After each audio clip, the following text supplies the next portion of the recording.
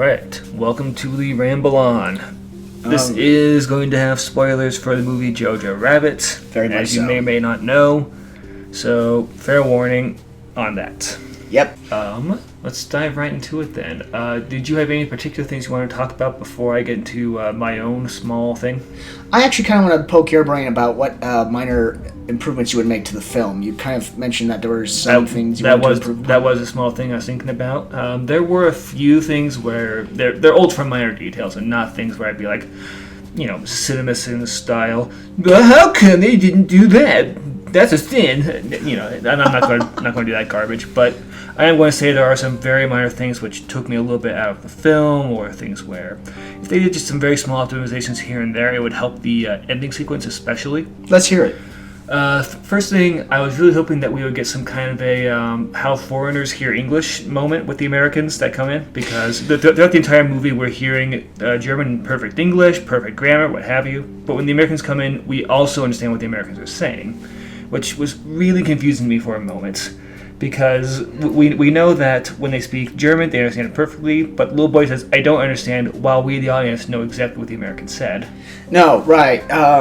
Thank you for saying that. That kind of caught me off guard as well, because, they're all speaking perfect English. The German the German characters are translated for us in English, but Well, the note the little boy writes is in German, though, which I was a detail I liked.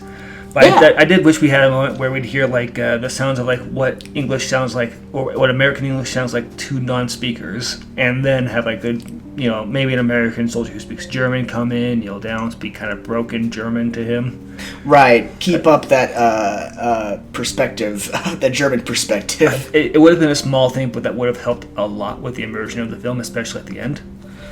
The other big thing I think is Captain K. I felt like his character was really inconsistent.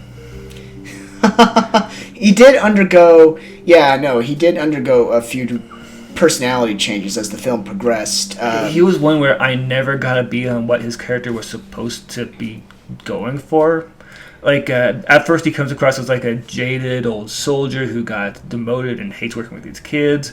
And is very resentful for it. And then he kind of becomes the butt of the jokes a lot and becomes a comedy relief incompetent character. Yeah. And then at the end he comes back around as this wise older German man who tried to fight for Jewish liberation and tried to save the kid by sacrificing himself. There's a lot of weird places that he goes as a character, and I don't know which one he's supposed to be. Right, he acts like a paternal father figure too. At the end, he looks like a paternal father figure at the end. Oh, he's just an idiot who's kind of like another kid in the army. Yeah, because at the beginning of the film, he was completely indifferent to Jojo getting blown up by his own hand grenade. Yeah, that's the phase where he was a jaded former soldier who doesn't care about the lives of his troops, and that's why he was demoted. Right. But, they added the little caveat of Captain K being well acquainted with Scarlett Johansson's character, Rosie, which kind of tried to help bridge or build upon that relationship between him and Jojo. I don't know. I felt like Captain K was the most inconsistent character in the movie by a long shot. I was still sad when he sacrificed his life to save Jojo, and very much so. Yeah. When he did that moment of stripping him of his jacket, call him out as a Jew, just to save this kid's life. Right. Very, very touching. But all the same, though, you get kind of whiplash with him, because in the previous scene, we saw him in the war scene where he's wearing that full Prussian German outfits. This classic World War I bright colors. That flamboyant, right? Ultra flamboyant style, which he drew on drawing paper with a crayon. With Alfie Allen as his assistant carrying a recorder or something. Yeah, he's super inconsistent, and that's one where I wish he'd been a bit more consistent, because he kind of comes across as heroic at the end, but he also comes across as this giant child who doesn't know what he's doing. It's a character where he's too inconsistent for me to like him that much, but I like him at the same time. Right. He's a good character, but just really inconsistent. Which, like we were saying, he introduces himself as a bit of a resentful hard-ass in the film that just hates being around these kids. But because he knows Scarlett Johansson's character, there's some weird forced relationship between him and Jojo, so, that's a thing. He kind of just comes across as a big kid later on, too. I don't know. It's yeah, weird. yeah. His character gets weirdly changed a lot. That's one character where I wish that they had either kept him consistent or just made him 3 separate characters. Right. I think that's the last thing I had in mind was the portrayal of Adolf in this film, Adolf Hitler, the imaginary friend of Jojo, of course. Yes, yeah. I felt like there was a bit of a missed opportunity at the end with that, because that was one where I was hoping that, because he's still a 10-year-old kid and still going to have an imaginary friend anyways, I was hoping that he would be either replaced by another character who became a hero to him, or that instead of it being Jojo doing like the Sparta kick to knock him out the window or whatever, it would be like Captain K comes in and does in his full Prussian outfit, and now he's the imaginary friend of the kid. It's just something like that because otherwise the Hitler character as a friend, like, I get that that's supposed to be like the imagination of the 10-year-old kid, but he generally doesn't add much to the story aside from someone for the kid to play off of for reflecting his dialogue. Right. I will agree in the sense that, the Spartan kick was a little anticlimactic, although I think that, I don't think the kid needs to replace the imaginary friend. I think they appropriately made him overcome his, giving Hitler the boot, in a way, helped him overcome his fanaticism and his, just another way of him growing up, kind of thinking for himself.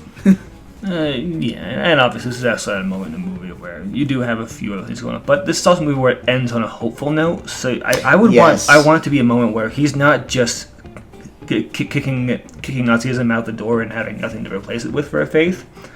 I would want to have some kind of a backup faith system come in for the kid at some point. Well, I think Elsa kind of becomes that faith system for him, because he, with both his parents gone, who else does he have left but Elsa? So he kind of becomes his crux. Which is depressing. Like, the point about the thing with bringing a new imaginary friend, if we wanted to, is that it gives him gives a new idea of who he's placing his faith in and what kind of world he's living in. Because he put all his faith in Hitler for a while, and then he kind of had to kick him out when he realized that Hitler committed suicide.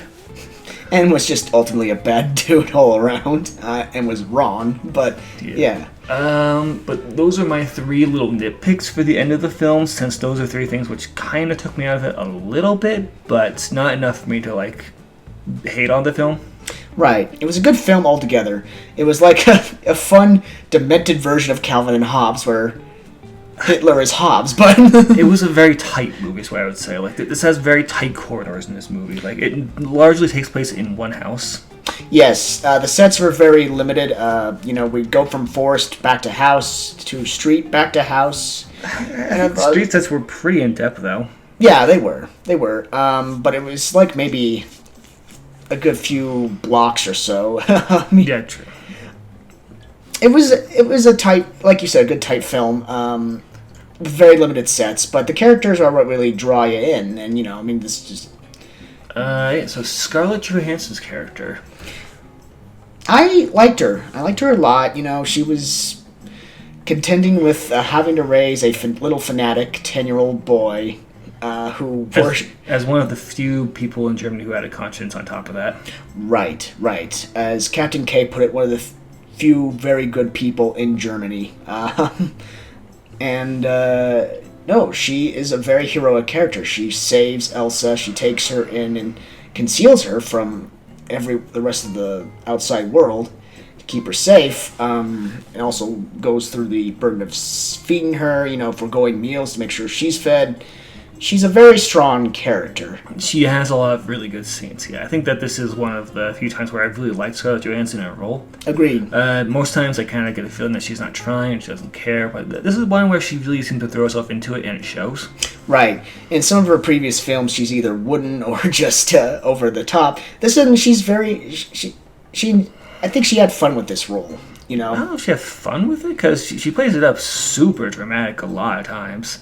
She's got a drinking problem. She's kind of masquerading as her husband to cope with the fact that he's not there. She's having woman talk with this 14-year-old girl who's hiding in the walls and will never get a chance to have a childhood. And she has one of the more tragic death scenes I've seen in a while. Ooh, God, yeah, that one was that one hit hard. Yeah, that's one where the motif of shoe tying and kind of more of the rabbit motif, where the way she ties her shoes is to apply like a chase the rabbit through the hole technique. Yeah, yeah. Which, that really plays up Jojo Rabbit and Jojo and his rabbit nickname in general. But yeah, she has a very strong death scene as well. It's definitely it's a touching one. It is, and they do kind of telegraph it because they keep showing her shoes, but kind of. But with the shoes, that is also an infamous thing with Holocaust symbolism, where there was a room of like just discarded shoes outside the showers. Very true. Good point. Gosh. But yeah, shoes kind of symbolize danger, death. I'm not sure exactly what they symbolize, but it sticks with you. Yeah. So we've been talking a lot about the side characters. Let's talk about maybe the three main characters, starting with Jojo himself. So what's your take on Jojo? He's just a little kid. Yeah. Like his role is to be a little kid who isn't sure what to believe and who is kind of starts the movie as corrupted and kind of moves away from that. Right. He is immersed in this world and does experience disillusionment with what he placed a lot of faith in. He's immersed, but he has an out in that he's injured early on, so he does not get drafted. He doesn't get conscripted, and he has to spend time with people who are largely seeing the war from an outside perspective. Yeah. He's isolated from the actual events of the war and has time to think about the war. That's a good point, right. Because of his disability, he does have the opportunity to contemplate about his faith and as well get acquainted with those his peers have always hated, i.e. the Jews. So I think that otherwise, though, he's not a character that has that much depth because he grows. He's a kid. He's a 10-year-old kid. How much growing is he going to do? Well, I mean, he overcomes his beliefs. He overcomes his prejudice. We all knew that was going to happen, though. Well, yeah. Like, it's a Nazi movie. He's not going to be a Nazi at the end. No, that's fair.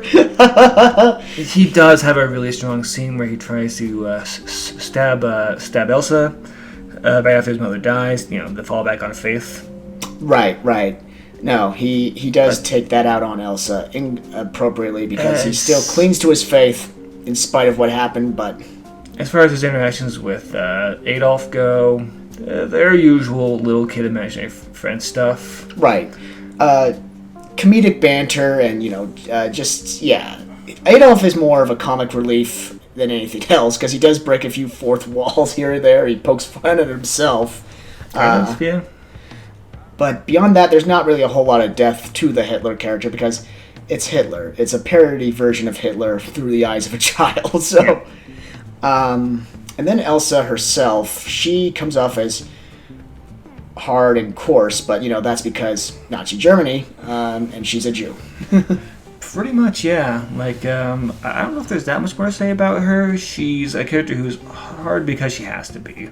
Right, and she softens up toward the end, but that's because, she and Jojo kind of build this relationship of understanding, trust, and what have you. I like her well enough. She's a little bit of a sarcastic character, and she's a little bit of a badass early on. Right.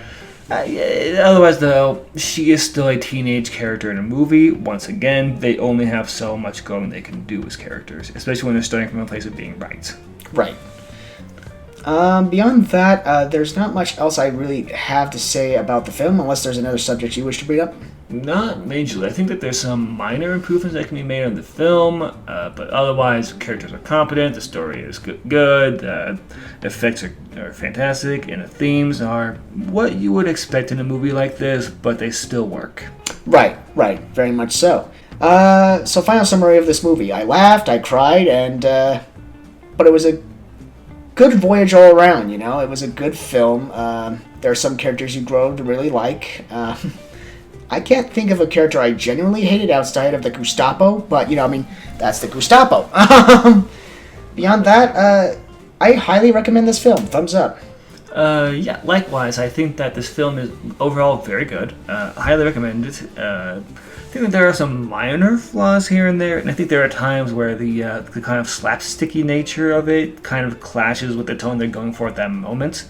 Like, there's an extended Heil Hitler scene where they go back and forth doing the Heil Hitlers over and over and over during the middle of, like, tearing the place apart, searching for a Jew, which kind of undercuts some of the tension of the scene, but also brings in Captain K to undercut the tension. It's weird, but there's moments in the film where the humor undercuts the tension and it gets weird. But this is also a film where I think that you have to kind of have the adult sensibility of knowing the events of World War II and what's happening to really get the moments where, even though the movie itself is moving slow, these are incredibly tense moments because you know what's happening on the outside.